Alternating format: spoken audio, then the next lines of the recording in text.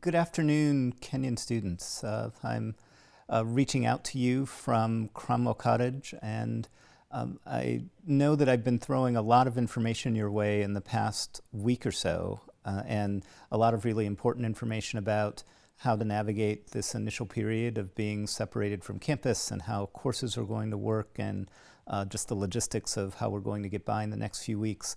But I wanted to take a chance to just reach out with a slightly different message and really a check-in to see how you're doing, check in on how we're doing here on campus. Because it's March 18th. This is not the March 18th I was expecting for this semester, and I'm sure it's not the March 18th you were expecting.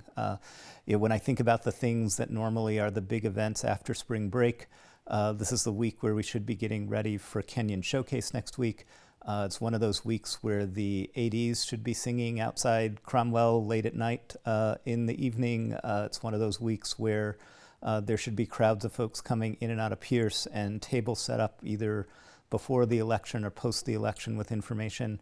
And yet it's a day where we find ourselves as a community spread out all over the country and all over the world, and really in the midst of just really intense uncertainty. And I wanted to reach out to let you know that this is something that I certainly feel as a loss, and I know that this is challenging and difficult for all of us. Kenyon means a lot. This place means a lot. The connections that we have with students mean a lot. The connections that you all have with faculty and staff mean a lot. It's really part of the identity of this place.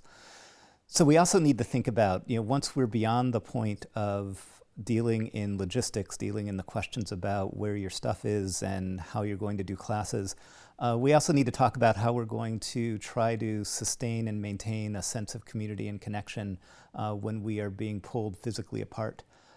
I think that's possible. I totally think that's possible. And in part because I think that this is what our Kenyon experience has equipped us for. When I think about what the valuable things that we all try to take away from this place, one is certainly the education.